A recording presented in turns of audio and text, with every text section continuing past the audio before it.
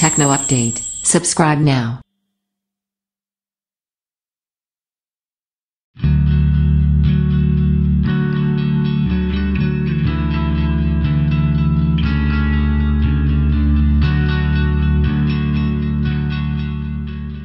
Doogee T5 Review. The T5 is billed as a premium-looking smartphone but without the price tag and, uniquely amongst its host of rivals, it uses a nifty little trick that allows the user to customize the look of the smartphone. Simply swap the side panels and the back cover.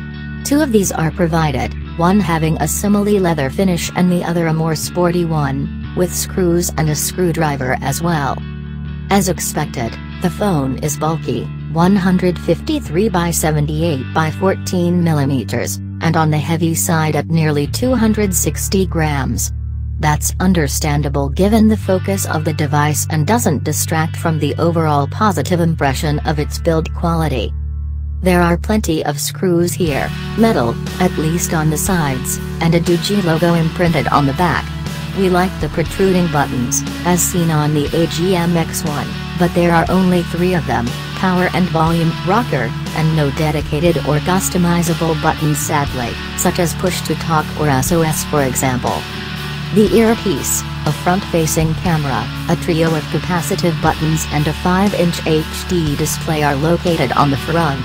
There's no branding on the front, or LED status lights sadly, and while the HD display is decent, the screen resolution is far lower than the competition.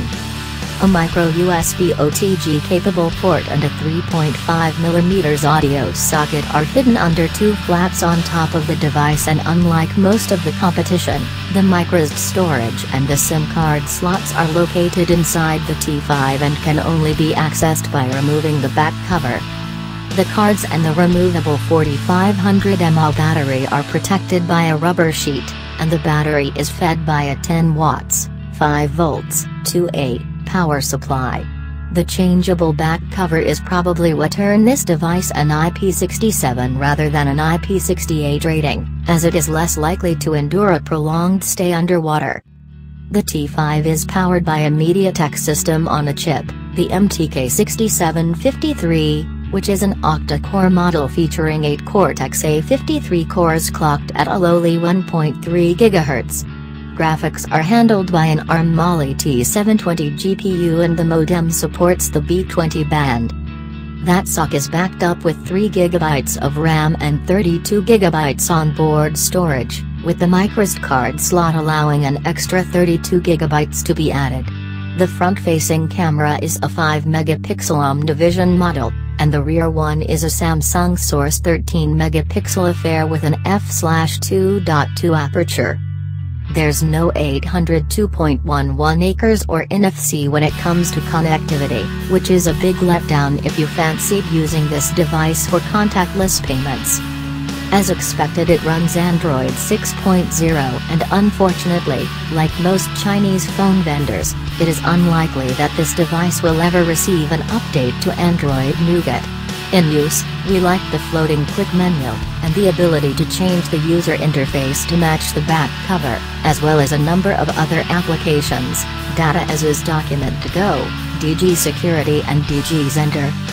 Of particular interest is Parallel Space, which allows you to clone an app and run the 2 instances simultaneously on the same device.